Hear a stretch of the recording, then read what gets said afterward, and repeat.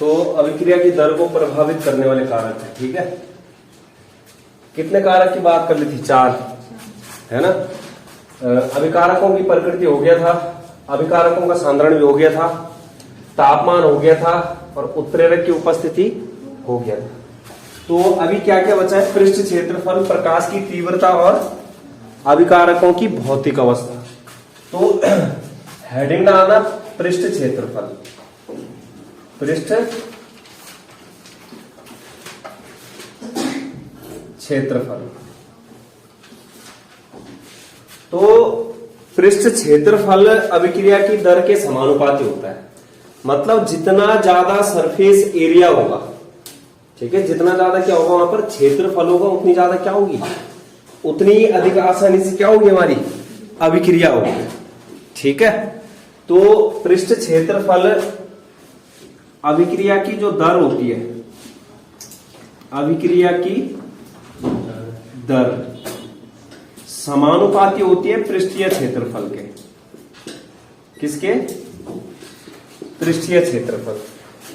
पृष्ठीय क्षेत्रफल का यहां पर मतलब क्या होता है कि कणों का आकार जितना ज्यादा छोटा होगा, ठीक है, जो अभिकारक कण लेंगे हम उनका आकार क्या होगा, जितना ज्यादा छोटा होगा उनका पृष्ठीय क्षेत्रफल उतना ही ज्यादा होगा।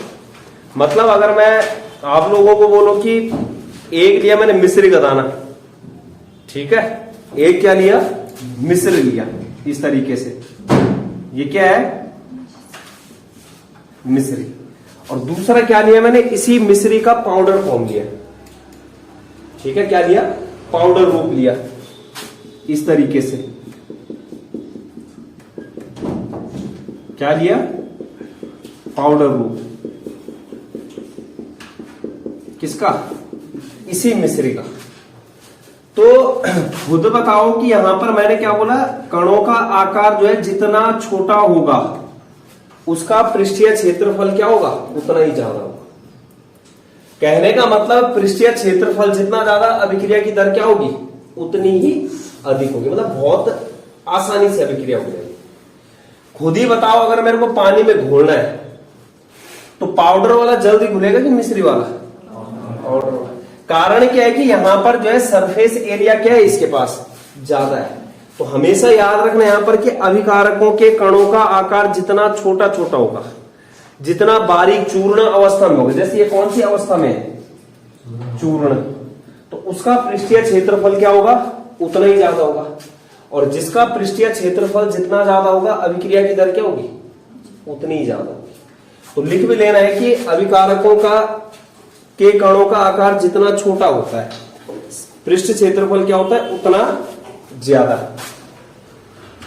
अभिकारकों का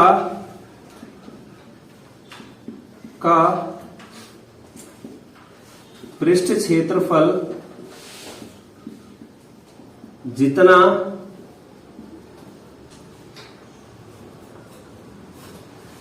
पृष्ठ क्षेत्रफल में अभिकारकों के कणों का आकार, अभिकारकों के कणों का आकार जितना छोटा होगा, छोटा होने का मतलब क्या है कि अभिकारक के कण किस अवस्था में होनी चाहिए, चूर्ण। पृष्ठीय क्षेत्रफल क्या होगा, पृष्ठ क्षेत्रफल उतना ही क्या होएगा, अधिक। और जब पृष्ठ क्षेत्रफल अधिक होगा तो अभिक्रिया की दर क्या हो जाएगी, अभिक्रिया की दर ज्यादा।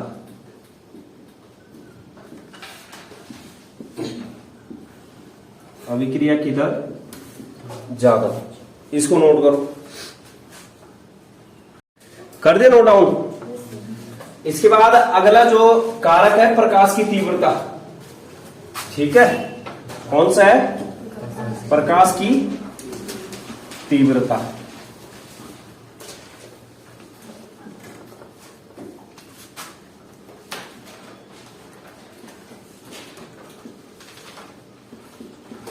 प्रकाश की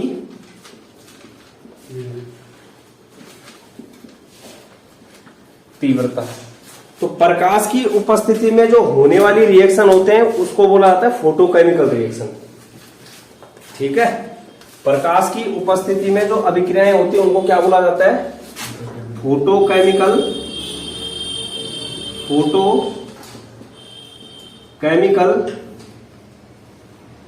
अभिक्रियाएं। तो प्रकाश की तीव्रता से मतलब क्या है कि प्रकाश के पास क्या होते हैं? फोटोन होते हैं। ठीक है, छोटे छोटे पैकेट होते हैं किसके? ऊर्जा के। तो वहां पर क्या होता है? जितने ज्यादा फोटोन की संख्या होगी उतनी ही ज्यादा प्रकाश की तीव्रता होगी। अभी जैसे यहां पर लाइट दिख रही है तो इसके पास जो है प्रकाश की इंटेंसिटी क्या है? यहां पर कम है। मतलब कारण क्या है कि इसके पास जो फोटोन की संख्या है वो क्या है? कम है। फोटोन की संख्या जितनी ज्यादा होगी प्रकाश की तीव्रता क्या होगी? उतनी ही अधिक। अब फोटोन की संख्या जितनी ज्यादा होगी प्रकाश की तीव्रता उतनी अधिक होगी, और जितनी ज्यादा प्रकाश की तीव्रता होगी अभिक्रिया की दर भी क्या होगी? अधिक होगी। मतलब जो अभिक्रिया की दर है वो किस पर निर्भर कर रही है? फोटोन की संख्या पर, यानी कि प्रकाश की तीव्रता। तो प्रकाश की तीव्रता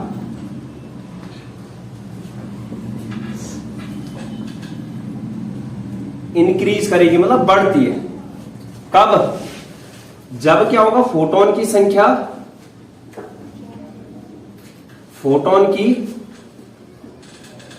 भी क्या होगी? अधिक। और अगर फोटोन की संख्या अधिक हुई तो अभिक्रिया की दर भी क्या होगी?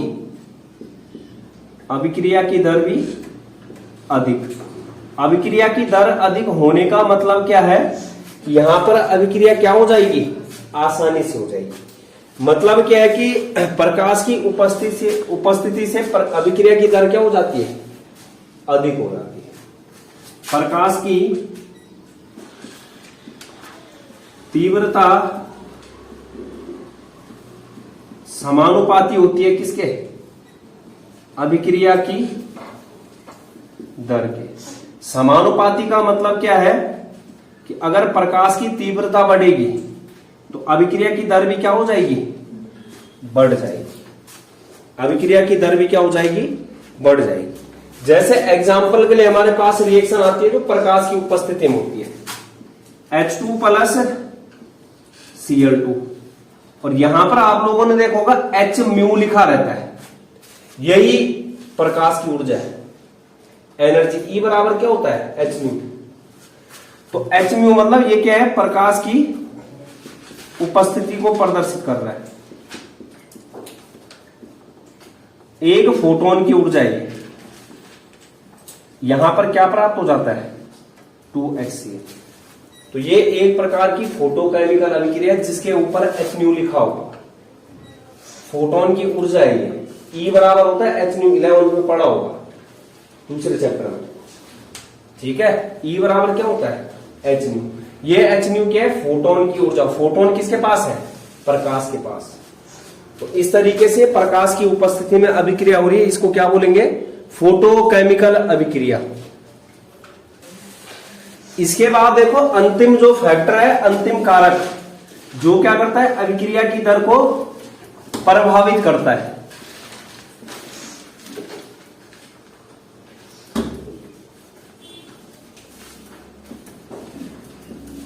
क्या करता है? अभिक्रिया की दर को प्रभावित, और वो है अभिकारकों की भौतिक अवस्था। अभिकारकों की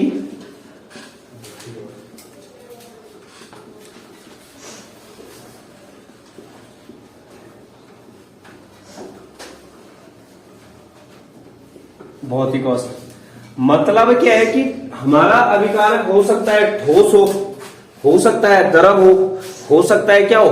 गैस हो। तो किस भौतिक अवस्था में जो है अभिकारक आसानी से अभिक्रिया कर लेगा? मतलब किस भौतिक अवस्था में जो है अभिकारक की अभिक्रिया करने की जो स्पीड होगी वो क्या होगी? ज्यादा होगी। तो किस में होगी? गैस में, क्योंकि गैस के पार्टिकल क्या होते हैं? दूर दूर। ठोस में क्या होती है? सबसे कम, क्योंकि ठोस के पार्टिकल क्या होते हैं? पास पास। तो कहने का मतलब क्या है कि यहां पर जो अभिक्रिया की दर का क्रम है किसके लिए? अभिक्रिया की दर का क्रम सबसे अधिक आसानी से होती है गैस में। किसमें? गैस में। उसके बाद किसमें होगी? द्रव में। और सबसे कम किसमें होगी? ठोस में। कारण क्या है कि गैस के जो पार्टिकल होते हैं वो क्या होते हैं? दूर दूर। लेकिन जो ठोस के पार्टिकल होते हैं वो क्या होते हैं? एक दूसरे के निबिड़ संकुलित बोलते हैं इसको, पास पास होते हैं। ठीक है, तो यहां पर जो है ये गैस के पार्टिकल रैंडम मोशन कर सकते हैं, जिस कारण से क्या है, मतलब अगर मैं इसमें किसी चीज को मिलाऊंगा, इसका यहां पर एरिया क्या होगा? ज्यादा होगा। ये दिख रहा है यहां पर, अगर मैं कोई चीज इस गैस के पार्टिकल, तो यहां पर क्या मिल सकता है इससे, लेकिन यहां पर कहां है जगह? है जगह कहीं? तो कहने मतलब जो गैस के पार्टिकल है वो दूर दूर रहते हैं, लेकिन जो ठोस के पार्टिकल है वो पहले से क्या एक दूसरे के निकट निकट पास पास। तो कहने का मतलब अगर पार्टिकल दूर दूर है तो आसानी से क्या कर लेंगे? अभिक्रिया। गैस सबसे अधिक अभिक्रिया की दर होती है, उसके बाद द्रव में होती है, और सबसे कम किसमें होती है? ठोस में। तो इतना सब कुछ किसमें? मतलब ये जो गैस के पार्टिकल होते हैं स्वतंत्र रूप से गति कर सकते हैं। ठीक है, और इनमें अंतराणु दूरियां क्या होती है? बहुत अधिक होती है। तो इस तरीके से ये तुम्हारे अभिक्रिया की दर को प्रभावित करने वाले कारक है।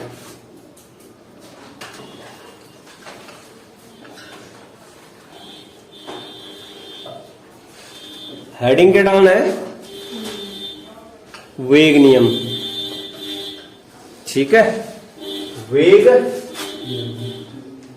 नियम ये पेपर में पूछा जाता है। रेट लॉ, रेट लॉ, वेग नियम क्या है? वेग नियम। तो वेग नियम क्या करता है कि सांद्रता पर अभिक्रिया की दर, यानी कि अभिक्रिया की होने की स्पीड की निर्भरता को बताता है कि सांद्रता पर जो है अभिक्रिया की दर किस प्रकार से निर्भर करती है। ठीक है, किस पर? सिर्फ सांद्रता, मतलब अभिकारकों की मात्रा अगर मैं ज्यादा कर दूं तो हो सकता है अभिक्रिया की दर क्या हो जाए? अधिक हो जाए। या फिर मैं अभिकारकों की मात्रा को जो है 4 गुनी कर दूं तो हो सकता है अभिक्रिया की दर क्या हो जाए? कम हो जाए। मतलब कहने का मतलब क्या है कि जो वेग नियम होगा वो किस पर निर्भरता को व्यक्त करता है? अभिक्रिया की दर किस पर निर्भर करेगी? सांद्रता पर, कि अभिकारकों की मात्रा कितनी ली है वहां पे। तो मतलब क्या है कि यहां पर ना एक प्रकार का वेग नियम जो आएगा गणितीय व्यंजक होगा, जो कि हमें किस चीज के बारे में बताएगा? हमें बताएगा रेट ऑफ रिएक्शन की सांद्रता पर निर्भरता को, और इसे निकाला जाता है प्रैक्टिकल द्वारा, प्रयोगों के आधार पर। जो यहां पर वेग नियम निकल के आता है वो किस आधार पर निकल के आता है? प्रायोगिक मान है। ठीक है, तो पहला पॉइंट लिखना, जो वेग नियम है वो है सांद्रता पर, वेग नियम सांद्रता पर किसकी निर्भरता को बताता है? अभिक्रिया की दर की। सांद्रता पर दर की निर्भरता को बताता है। कौन बताता है? वेग नियम। कि किस प्रकार से जो है अभिकारकों के सांद्रण पर कौन निर्भर करेगा? हो सकता है वो अभिकारक का सांद्रण हो सकता है वो किसका हो? उत्पाद का हो सकता है उत्प्रेरक का हो। जो वेग नियम के अनुसार क्या होता है? नियत ताप पर जो अभिक्रिया का वेग होता है वो समानुपाती होता है अभिकारकों के सांद्रण के गुणनफल के। जो कल मैंने द्रव्यानुपाती क्रिया का नियम बोला था, क्या बोला? नियम के अनुसार क्या है? वेग नियमानुसार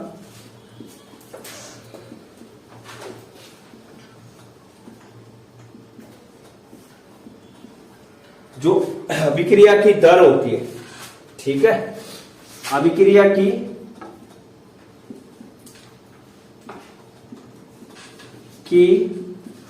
दर समानुपाती होती है किसके?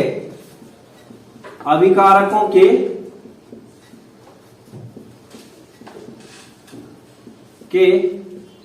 सांद्रण के गुणनफल के।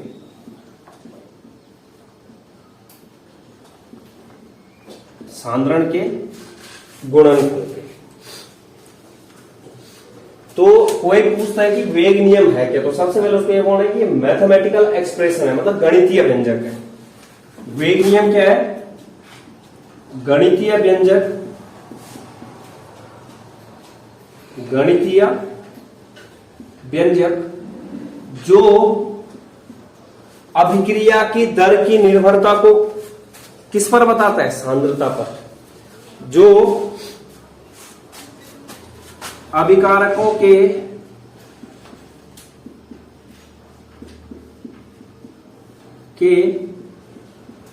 सांद्रण पर दर की निर्भरता को व्यक्त करता है। ठीक है, व्यक्त करता है। और दूसरा क्या है कि जो ये गणितीय व्यंजक निकाला जाता है, क्या निकाला जाता है? ये प्रायोगिक मान होगा, प्रयोगों के आधार पर, प्रैक्टिकल वैल्यू, प्रायोगिक मान प्रयोगों के आधार पर निकाला जाता है।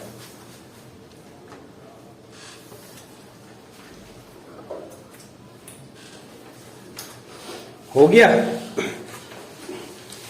इसके बाद देखो उदाहरण समझते हैं कि किस प्रकार से जो है अभिक्रिया की दर जो है अभिकारकों के सांद्रण के गुणनफल के समानुपाती होता है। मतलब अभिकारकों की सांद्रता जितनी ज्यादा होगी, अभिक्रिया की दर भी क्या होगी? ज्यादा होगी। ठीक है, तो सपोज दैट मान लेते हैं कोई रासायनिक अभिक्रिया है।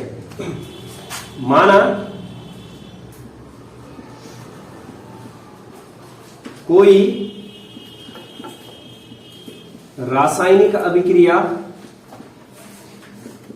हमारे पास है, और वो कौन सी है? A+B gives C। मान रहे हम A+B गिव्स C, जहां पर A और B क्या है?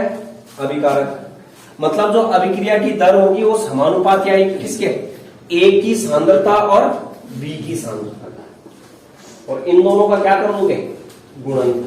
तो मतलब वेग नियम से क्या निकल के आता है कि जो वेग होता है, जो दर होता है, वेग या फिर क्या बोल लो? दर, ये समानुपाती होएगा किसके? A की सांद्रता गुणा किया B की सांद्रता। A के सांद्रण को किस तरीके से लिखेंगे? स्क्वायर ब्रैकेट में, इनटू B के सांद्रण को किस तरीके से लिखेंगे? Square bracket. अरे यहां से लिख रहा हूं मैं। वेग नियम क्या बोलता है कि वेग नियम के अनुसार अभिक्रिया की दर जो समानुपाती है अभिकारकों के सांद्रण के गुणनफल। तो वहीं से लिख रहा हूं मैं कि वेग या दर बोल रहा हूं उसको, समानुपाती है किसके? अभिकारक A की सांद्रता गुणा किया अभिकारक B की। अगर तीसरा अभिकारक भी होता तो उसका भी गुणा होता ना, मतलब जैसे सपोज दैट यहां पर D होता अगर, तो गुणा किया अभिकारक D की सांद्रता। यहां से मैं जैसे ही समानुपाती का चिन्ह हटाऊंगा तो वेग बराबर आ जाता है समानुपाती स्थिरांक लग जाता है के सांद्रता A सांद्रता B। हो गया। क्या जुड़ा यहां पर? ये के, जहां पर के क्या है? समानुपाती स्थिरांक। क्या है? समानुपाती स्थिरांक, जिसे क्या बोलते हैं? वेग नियतांक। कल आया था वेग नियतांक K35 K25, तो वही है वो। क्या है ये? वेग नियतांक, जिसे क्या बोलते हैं? वेग स्थिरांक बोल लो या वेग नियतांक बोल लो। और जो स्क्वायर ब्रैकेट गुरु कोष्ठक या बड़े कोष्ठक के अंदर A है, वो क्या है? अभिकारक A की सांद्रता और अभिकारक B की सांद्रता। ठीक है, लिख लेना चाहिए साइड। जो A है अभिकारक A की सांद्रता है, क्या है? और जो B है वो क्या है? अभिकारक B की सांद्रता। यही वेग व्यंजक है। ठीक है, यही क्या है? वेग नियम के आधार पर जो हमने क्या निकाला है? वेग व्यंजक। इस के को क्या बोला मैंने? क्या के क्या है? वेग स्थिरांक या वेग नियतांक। करो नोट डाउन।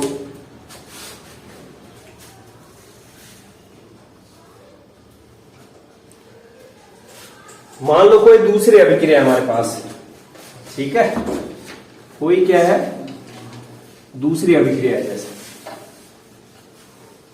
ये है 2a plus b gives 2a plus b gives p, जहां पर 2a क्या है अभिकारक और b क्या है अभिकारक, p क्या है उत्पाद। तो इसके लिए अगर मैं वेग नियम लिखने जाता हूं, ठीक है, क्या लिखने जाता हूं वेग नियम, तो वेग समानुपाती होगा किसके अभिकारकों के सांद्रण के गुणनफल के। अभिकारक कौन सा यहां पर a है, a के समानुपाती। दूसरा कौन सा अभिकारक b है, लेकिन इनकी पावर भी लगानी है, ठीक है। मतलब क्या कि यहां पर अभिकारकों की सांद्रण के घात के समानुपाती कुछ नंबर आएगा वहां पे। अगर वेग नियम से लिखोगे तो यहां पर मान लो क्या आया x और यहां पर क्या आया y। जैसे ही मैं हटाता हूं यहां से तो वेग बराबर क्या हो जाएगा k a की पावर x और b की पावर y। ये एक्चुअल में जो है वेग व्यंजक है ये वाला। समझो यहां पर अगर हम द्रव्यानुपाती क्रिया के नियम से निकालते हैं तो द्रव्यानुपाती क्रिया का नियम क्या बोलता है, जो कि दिया था गुलवर्ग और बागे ने, द्रव्यानुपाती क्रिया का नियम किसने दिया था, गुल्डबर्ग और बागे ने। इस नियम के अकॉर्डिंग क्या था कि जो अभिक्रिया की दर होगी वो अभिकारकों के सांद्रण के समानुपाती होगी, मतलब ठीक है, सांद्रण के गुणनफल के। जहां पर जो ये पावर में आएंगे वो कौन आएंगे, ये जो रस समीकरण मिति गुणांक है, स्टाइकियोमेट्रिक कोफिशिएंट। मतलब क्या है कि यहां पर जो है तुम्हारा क्या होना चाहिए, जो अभिक्रिया है वो बैलेंस होनी चाहिए। संतुलित रासायनिक समीकरण में क्या देखा जाता है, अगर जैसे मैंने x और y लिया है, ठीक है, तो द्रव्यानुपाती क्रिया के नियम से क्या करूंगा कि जो अभिक्रिया की दर है, अभिक्रिया की दर ये समानुपाती होती है किसके, अभिकारकों के सांद्रण के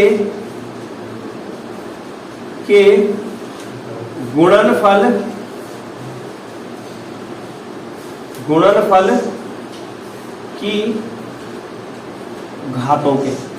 और जो घात में अंक आता है वो कौन सा आता है, संतुलित के रासायनिक समीकरण के स्टाइकियोमेट्रिक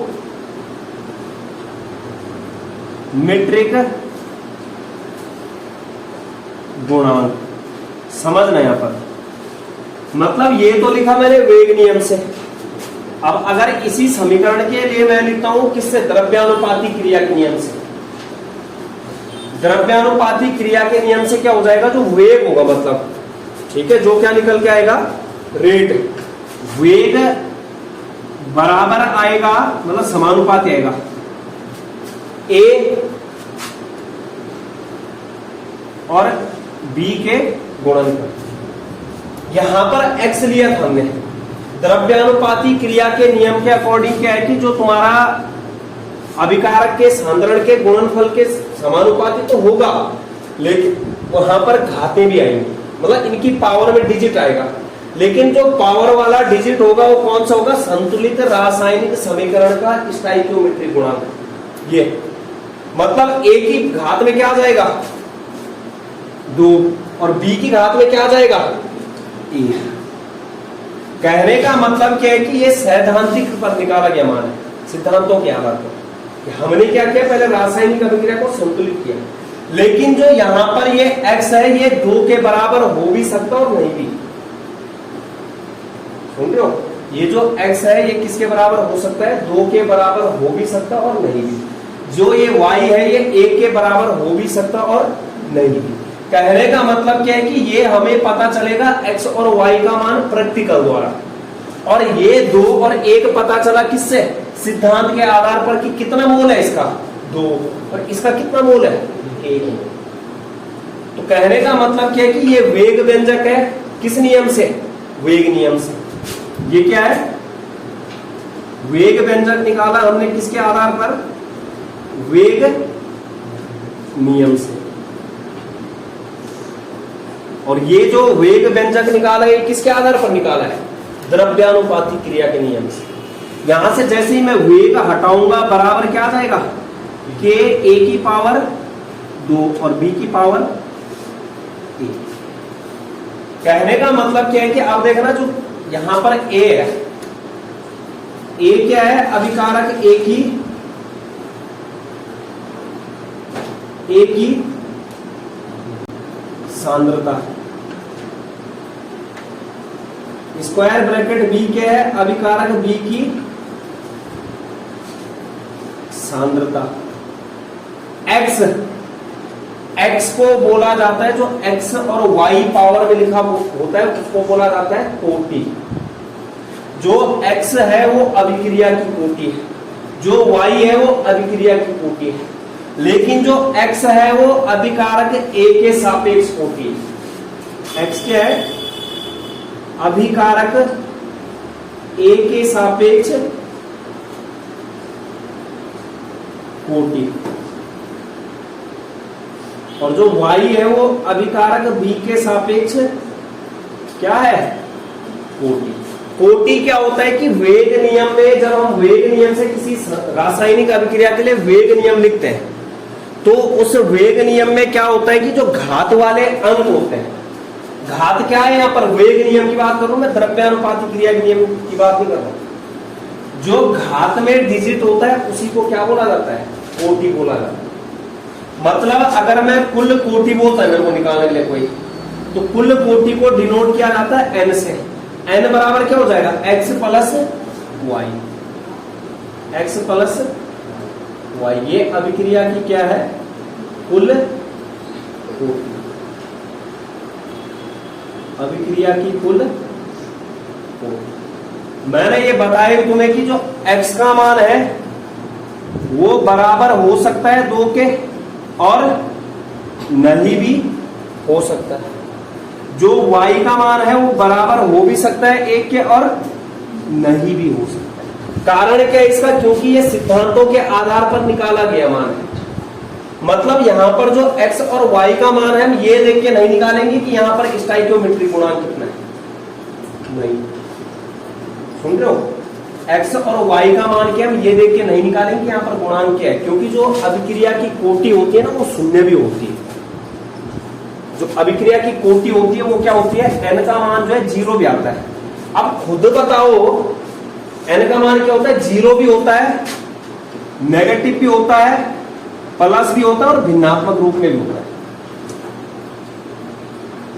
खुद बताओ अगर मैं यहां से जो है x का मान 2 रखता हूं, y का मान 1 रखता हूं, तो क्या कभी जो है पॉसिबल है ऐसा कि मतलब यहां पर जो है अभिक्रिया की कोटि 0 आ जाए, आएगी कभी कि मैं जो है यहां से स्टोइकियोमेट्रिक गुणांक का मान उठा रहा हूं यहां पर x की जगह पे रख दे रहा हूं, तो ऐसे में अभिक्रिया की कोटि हमेशा क्या आएगी, प्लस में ही आएगी, कभी भी जो है माइनस में नहीं आ सकती, क्योंकि यहां पर जो है कुछ ना कुछ क्या होगा ही होगा, तभी जाके हम अभिक्रिया लिख रहे हैं। सपोज दैट यहां पर ये 2 भी नहीं है, इसके पास कितना है 1, इसके पास भी कितना है 1, तो कहने का मतलब क्या है कि जो ये x और y है ये मान नहीं है। वो कई रिएक्शन में ऐसा समझ लो इत्तेफाक हो जाता है कि वही मान आते हैं, सुन रहे हो। तो कहने का मतलब क्या है कि अगर हम यहां से x का मान और y का मान यहां से उठा के रखते हैं तो जो कोटि होती है वो कभी भी 0 नहीं हो सकती, क्योंकि यहां से उठाने का मतलब क्या है, कुछ ना कुछ वहां से मान आएगा। मैं ऐसा बोलूंगा 0a लिया 0b लिया, क्या बोलूंगा, या तो 1a 1b, जैसे मैंने क्या दे रखा था 2। तो कहने का मतलब जो कोटि होती है वो 0 भी होती है, नेगेटिव भी होती है, भिन्नात्मक भी होती है, बट्टे में होती है और प्लस में होती है। अब मैं अगर यहां से स्टोइकियोमेट्रिक गुणांक के मान रखता हूं तो यहां से कौन सा मान आएगा सर, प्लस वाला ही मान, ना कि कभी जो है 0 आ पाएगा कभी, मतलब कभी नहीं आने वाला है। इसीलिए क्या बोला जाता है कि ये x और y के मान है ये किसके द्वारा निकाले जाते हैं, प्रैक्टिकल मान है। और जो यहाँ पर ये स्टाइकियोमेट्रिक गुणांक है सिद्धांतों के आधार पर है कि कोई केमिकल रिएक्शन हमने बैलेंस करी उसके बाद मान है। तो जो द्रव्यानुपाती क्रिया का नियम है वो कैसा नियम है? सैद्धांतिक नियम। ये कैसा नियम है? सैद्धांतिक नियम। और जो यहाँ पर वेग नियम है ये कैसा है? प्रयोगात्मक नियम। प्रयोगों के आधार पर ज्ञात किया जाता। इसलिए जो है मतलब ये मान के चलो कि 95% रिएक्शन में जो ये 2 है यही आएगा यहाँ पे। लेकिन मैं ये भी बोल रहा हूं कि ये x का मान 2 नहीं है। ये x का मान अगर 2 आ रहा है तो वो दूसरा वाला जो प्रयोगों के आधार पर निकाला है वो मान आ रहा है। और ये मान कौन सा है? सिद्धांतों के आधार पर। हमने क्या किया? किसी केमिकल रिएक्शन को क्या किया? बैलेंस किया है।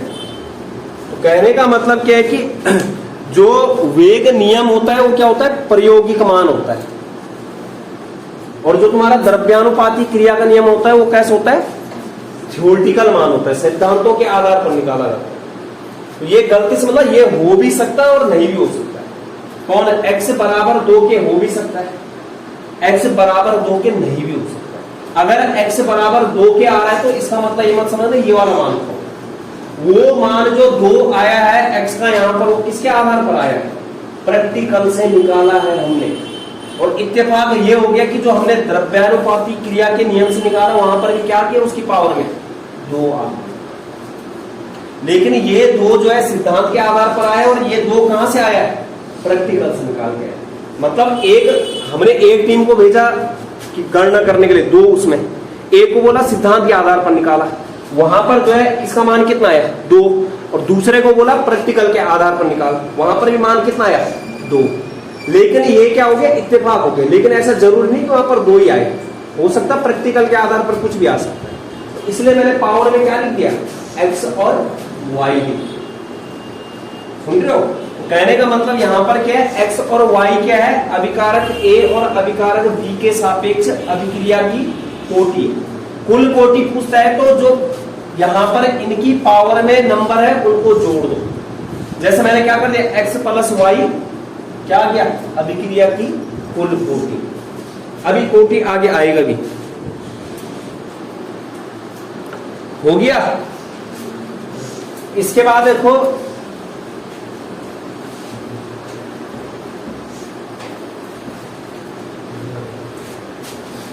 यहां पर क्या बोला? जो ये k है वेग नियतांक, दर स्थिरांक या फिर विशिष्ट अभिक्रिया दर स्थिरांक बोला। और इसकी परिभाषा पूछता है। क्या बोला? वेग स्थिरांक, दर स्थिरांक या विशिष्ट अभिक्रिया दर। तो हेडिंग डालो वेग स्थिरांक या फिर विशिष्ट अभिक्रिया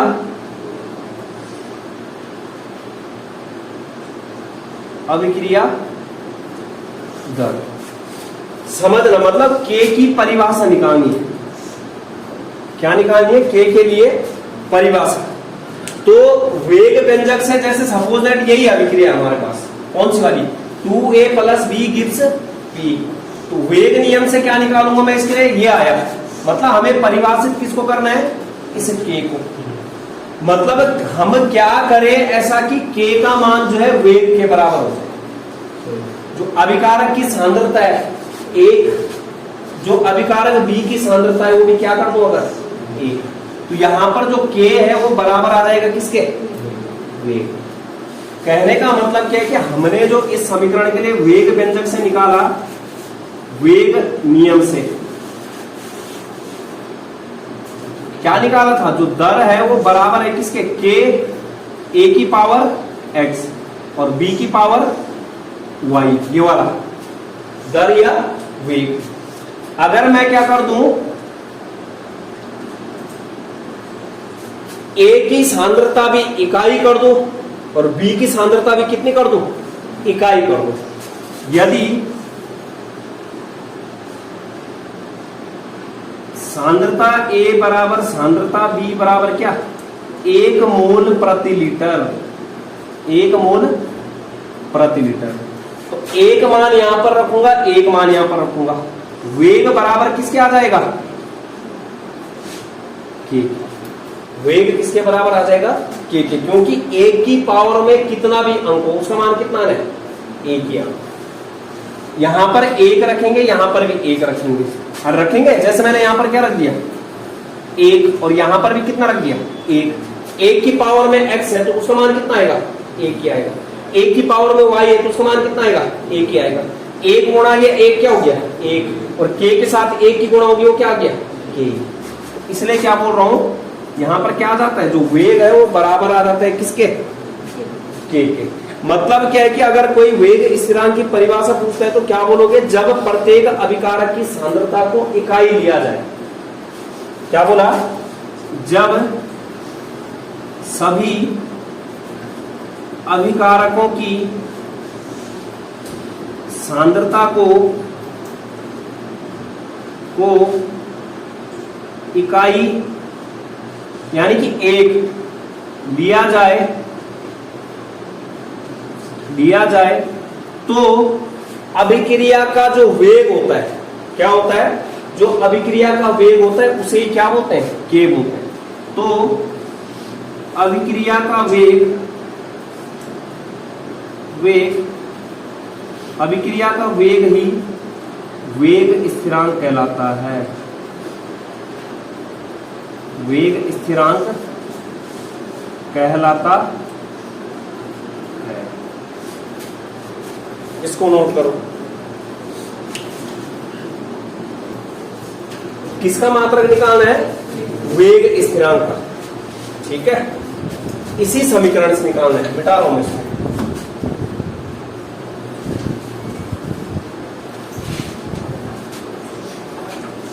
वेग स्थिरांक k का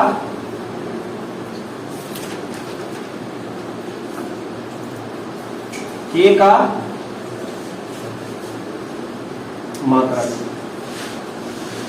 यहां देखो हमारे पास वेग नियम से समीकरण आ रखी है कि जो वेग होता है वो बराबर, वेग या फिर क्या बोल लो, दर, बराबर होता है k a की पावर x और b की पावर y। वेग दर हमें मात्रक किसका निकालना है, k का। जो यहां पर एक गुणा में इसको कहां ला दूंगा मैं, वेग के बटे में। मतलब k बराबर क्या हो जाएगा, दर बटे सांद्रता a की पावर x और सांद्रता b की पावर y। ठीक है, इतना। दर का मात्रक हमने निकाला था परसों, अरे mole litre inverse second inverse, पीछे निकाल रखा है। किसका मात्रक, अभिक्रिया की दर का। अभिक्रिया की दर का मात्रक यानी कि दर का मात्रक क्या है हमारे पास, मोल बटे लीटर, और यहां क्या है, सेकंड इनवर्स। यही तो था, लीटर मैंने ऊपर ला रखा हुआ, ठीक है। और सांद्रता है जो A का मात्रक होगा, किसका मात्रक, A का। सांद्रता है तो सांद्रता का मात्रक क्या होता है, मोल बटे क्या, लीटर। ऐसे B वाली सांद्रता की मात्रक होगा, B की सांद्रता, ये स्क्वायर ब्रैकेट किस चीज के बारे में बता रहा है, सांद्रता। इसका मात्रक भी क्या होगा, मोल बटे लीटर, ठीक है। अगर मैं इसकी पावर में क्या लगा रहा, x, यहां भी क्या लेना पड़ेगा मुझे, x। अगर मैं इसकी पावर में क्या ले रहा, y, यहां भी क्या लेना पड़ेगा, y। अब इन मानों को मैं यहां रख देता हूं, कहां, ऊपर।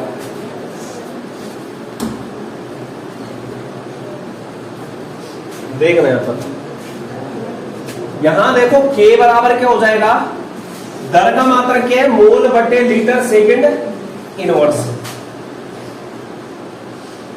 मोल बटे लीटर और सेकंड क्या, इनवर्स। बटे में क्या है यहां पे, a की पावर x। a की पावर x का मात्रक क्या है, मोल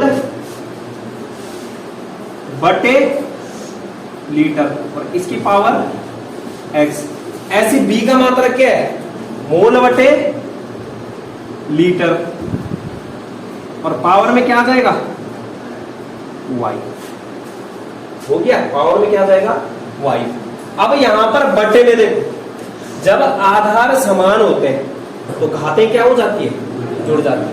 आधार समान है दोनों के, इसमें भी मोल बटे लीटर है और इसमें भी क्या है, मोल बटे लीटर। तो मतलब घातें क्या हो जाएंगी, जुड़ जाएंगी। के बराबर क्या हो जाएगा, मोल बटे लीटर सेकंड इनवर्स बटे मोल बटे लीटर, और क्या हो जाएगा, x प्लस वाई। क्या हो जाएगा, x प्लस वाई। अब खुद बताओ x प्लस वाई को मैं अभी तक क्या बोल रहा था, n, मतलब जो ये x प्लस वाई है वो किसके बराबर था वहां पे, n, क्योंकि x प्लस वाई बराबर क्या है, कुल कोटि है वो n। तो रख दो यहां पर n, x प्लस वाई की जगह पर क्या रख दिया मैंने, n। अभी भी देखो आधार समान है, भले ही वो बटे में, जब आधार के समान है ये ऊपर जाएगा तो क्या हो जाएगा, माइनस में हो जाएगी पावर। इसकी पावर में कितना है, 1।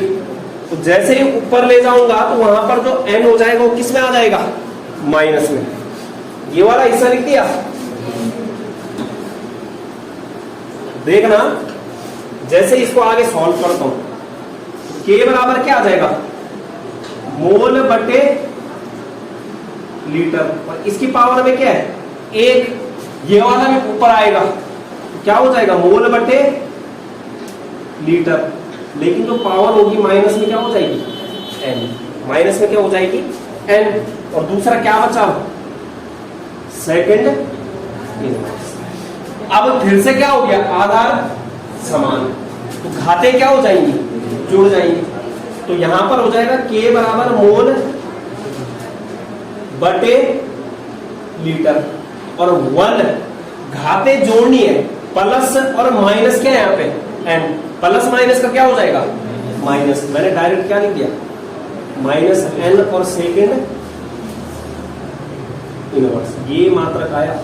अगर मैं इस लीटर को भी ऊपर लाता हूं, इस लीटर को भी क्या लाता हूं ऊपर, तो के बराबर क्या हो जाएगा, मोल लीटर इनवर्स, और 1 माइनस n और सेकेंड इनवर्स। ये मात्रक निकल के आया किसका, के का। ये मात्रक निकल के आया किसका, के का। तो इस तरीके से निकालना है।